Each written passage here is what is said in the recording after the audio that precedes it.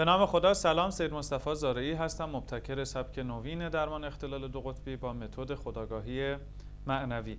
تو این فایل میخوام فرق اختلال دو قطبی با بقیه اختلالات روحی روانی رو خدمتتون توضیح بدم که ممکنه توی بعضی از نقاط با هم دیگه اشتراک داشته باشن و فرد رو در تشخیص این که به کدومی که از اختلالات دچار هست در واقع با مشکل مواجه بکنن. اولین اختلال که بسیار رایج هم هست افسردگیه. فرق افسردگی با اختلال دو قطبی چی هست؟ اولا این نکته رو خدمتتون عرض کنم که تمام اختلالات روحی که اتفاق میفته بیسشون و زیربناشون افسردگی و استرس و اضطراب و این هاست. یعنی طرف تا تحت فشارهای شدید عصبی و فکری قرار نگیره، چه از نوع اضطراب و ترسش و چه از نوع افسردگی، به اختلالات روحی و روانی دچار نمیشه. بنابراین بیس و پایه ابتلا به اختلالات روحی و روانی افسردگی هست و تمام این موارد با افسردگی شروع میشه. خب خیلی ساده است. فرق افسردگی با اختلال دو قطبی: اولا یک بخش از اختلال دو قطبی، یعنی یک قطب از دو تا قطب، افسردگی هست. تفاوت افسردگی با اختلال دو قطبی اینه که فرد افسرده دائم منزوی هست، گوشه‌گیر هست، در واقع اشتهاش کمه، امکان ارتباطات اجتماعی نداره، تمایلی به ارتباط گیری با دیگران نداره و غیره. یعنی توی قطب افسردگی قرار گرفته، ولی دیگه وارد فاز شیدایی نمیشه، یعنی دائم توی همین شرایط تثبیت هست و دیگه منزوی و گوشه‌گیر هست. در اختلال دو قطبی این بخشی از شرایطی هست که فرد مبتلا قرار میگیره و در سر دیگر طیف رفتن به سمت انرژی حد اکثری، انگیزه، احساس نیرو، احساس امید، احساس خوشبینی و قدرت مفرط رو داره که در افسردگی به تنهایی نیست. افراد افسرده هیچ وقت این شرایط رو تجربه نمی کنن. پس فرق افسردگی با اختلال دو قطبی اینه که در اختلال دو قطبی فرد به سمت انرژی مفرط و احساس انگیزه و قدرت و توانایی مفرط هم حرکت میکنه، ولی در افسردگی تنها اینجوری نیست.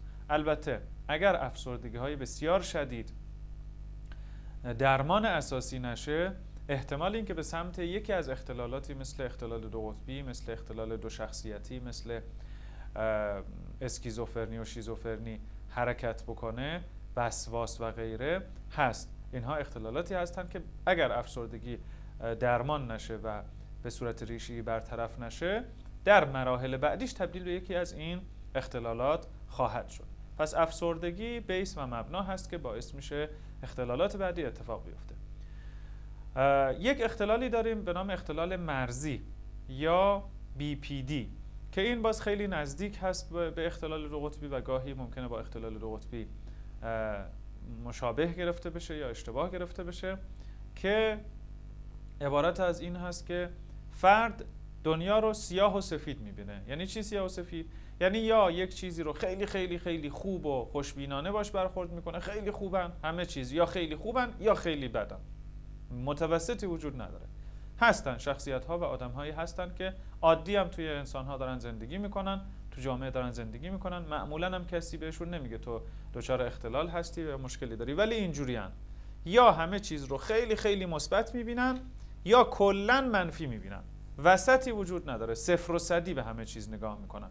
و جالبه بدونید که بخشی از افرادی که به اختلال دو قطبی مبتلا میشن جز این دسته از آدمان، یعنی خانوادهشون جز این دسته از افراد هست. مثلا پدر خانواده اختلال شخصیتی مرزی داره یا BPD داره و باعث شده که فرزندش به تدریج همین نوع نگاه رو در سطح شدیدترش تجربه بکنه و به اختلال دو قطبی مبتلا بشه. این که گفتم روش نگرش شما، نوع نگاه فرد به زندگی هست که باعث میشه فرزند به اختلال دو قطبی مبتلا بشه، نه فقط ژن‌ها و بعد ژنتیک، بلکه اخلاقیات و بعد تربیتی هست که منتقل میشه. یکیش همینه.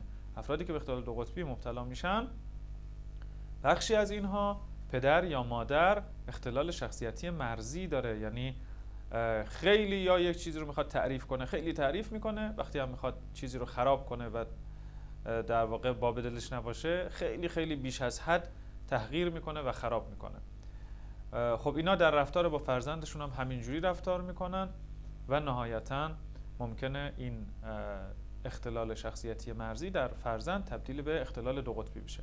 فرق اختلال شخصیتی مرزی با دو قطبی چی هست؟ فرقش اینه که اختلال دو قطبی این موضوع رو خیلی شدید و در همه ابعاد و به صورت گسترده تجربه میکنه، حتی در مورد خودش، در مورد احساساتش نسبت به خودش، در مورد اعتماد به نفسش و امیدش به آینده، در مورد ارزشمندی خودش، در مورد قدرت هایی که داره، همه با همین روش نگاه میکنه. یعنی یک دفعه خیلی خیلی احساس و قدرت، خوشبینی حد اکثری میشه شیدایی.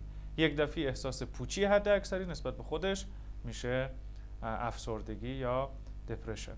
بنابراین تفاوت هست. اون خیلی اختلال مرزی خیلی خفیف هست و معمولا افراد دارن زندگی میکنن. البته در روابط اجتماعیشون همیشه دچار اختلال هستن، دچار مشکل هستن، روابط اجتماعی نسبتا خوبی ندارن، با خانواده، با اطرافیانشون، با دیگران چالش دارن در روابط اجتماعی، ولی به عنوان فرد مبتلا به اختلال شناخته نمیشن مگر اینکه طرف خودش بخواد و ورود بکنه و بخواد این موضوع رو برطرف بکنه که کمتر اتفاق میفته.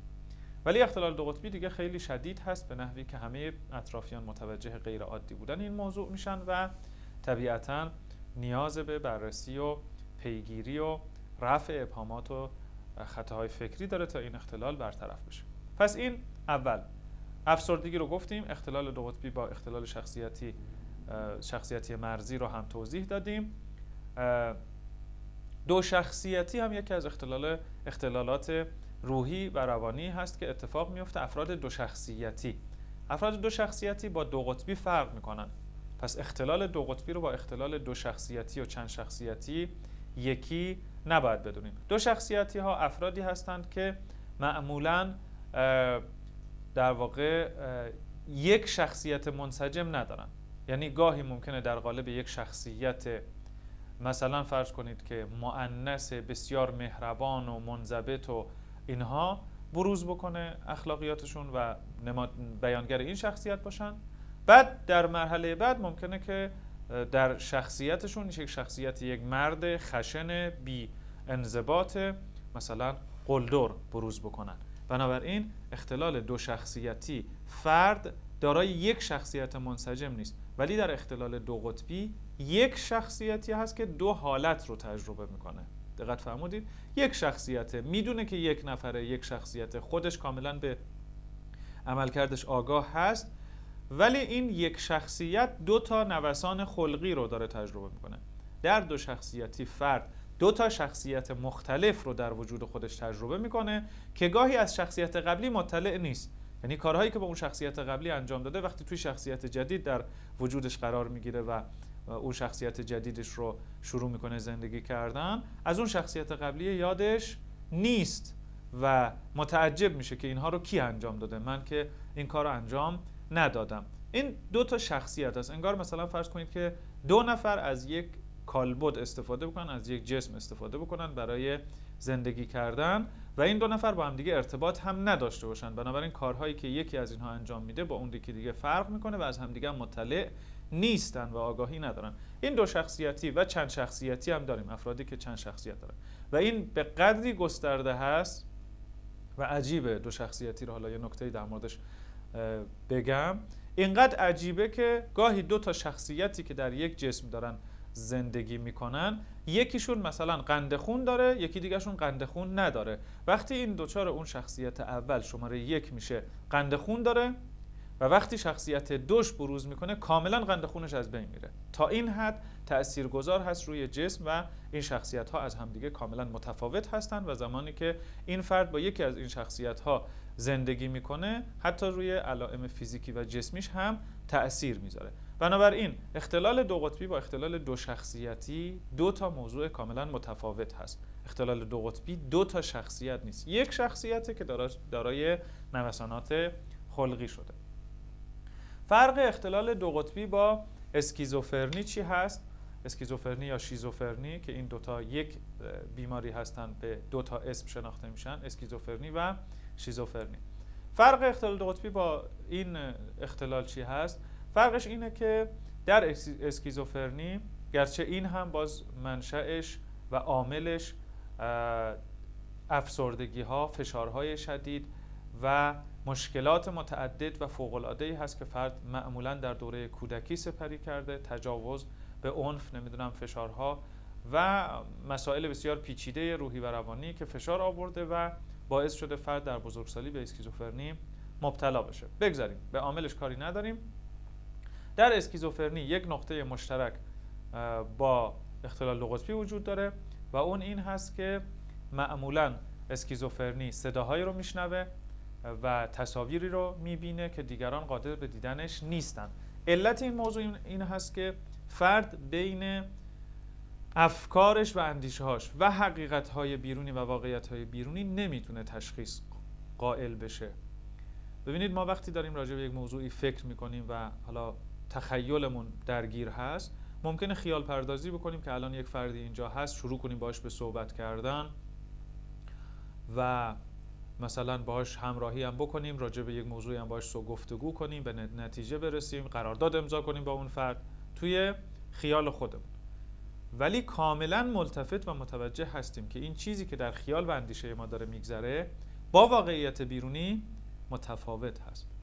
در اسکیزوفرنی توان و قدرت تشخیص و تمییز دادن واقعیت از افکار و خیالات برای فرد قابل انجام نیست. یعنی نمیتونه این کار انجام بده، نمیتونه تفاوتی بین اون چیزی که در خیال و فکرش میگذره با اون چیزی که در بیرون داره اتفاق میفته قائل بشه و احساس میکنه که واقعی هست. همه اینهایی که میبینه، حتی به چشمش ممکنه ببینه چیزهایی رو که و افرادی رو که دیگران نمیبینند و اونها رو هم واقعی فرض میکنه. چرا؟ چون فرقی براش نداره، یعنی نمیتونه تفاوت قائل بشه. انگار مثلا اون آدمی که داره در خیالش میبینه الان ظاهر هست و دیده میشه و کاملا باش حرف میزنه، صداش رو میشنوه. ممکنه که مثلا فرض کنید که شخصیت‌هایی رو ببینه، اتفاقاتی رو، چیزهایی رو ببینه که دیگران نمیبینن و نمیتونه اینها رو از همدیگه تشخیص بده. البته در اختلال دو قطبی هم به نحوی بخشی از این موضوع وجود داره. مثلا فرد مبتلا به دو قطبی فقط در دوره مانیک و اون هم نوع 1 که بسیار حاد و شدید باشه ممکنه صداهایی رو بشنوه که دیگران نمیشنون، افرادی رو ببینه و شخصیت‌هایی رو ببینه که دیگران نمیبینن، اموری رو مشاهده کنه که دیگران مشاهده نمی‌کنن.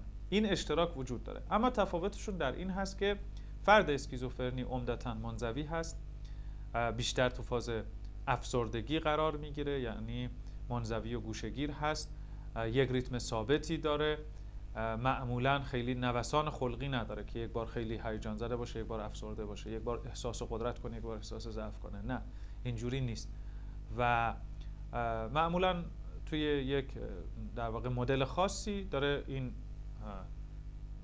تصوراتش رو دنبال میکنه و میبینه و میشنوه و غیره، که البته خب ارزم به حضور شما که با درمانهای دارویی این رو کنترل میکنن و البته روش‌های بهتری هم برای موضوع وجود داره که حالا نمیخوام بهش بپردازیم. ولی در اختلال دو قطبی فرد بین دو قطب در نوسان هست. اگر همین یک نکته رو مد نظرتون باشه و توجه بهش داشته باشید، متوجه خواهید شد که تفاوت اختلال دو قطبی با اسکیزوفرنی چی هست. البته در دوره بروز مانیک اولیه تشخیص این که این اسکیزوفرنی هست یا اختلال دو قطبی است ممکنه خورده دشوار باشه، ولی در مراحل بعدی که فرد بین مانیک و شیدایی در نوسان هست کاملا معلوم میشه که مانیک و شیدایی و افسردگی و دپرسیو در نوسان هست. کاملا معلوم میشه که این اختلال دو قطبی هست یا اسکیزوفرنی هست. خب این از تفاوت اختلال دو قطبی با اختلال‌های دیگه روحی روانی. انشالله در فایل‌های بعدی مطالب مفصل‌تری رو راجع به اختلال دو قطبی به صورت تخصصی به شما تقدیم خواهیم کرد. براتون آرزوی موفقیت می‌کنم. خدا نگهدار.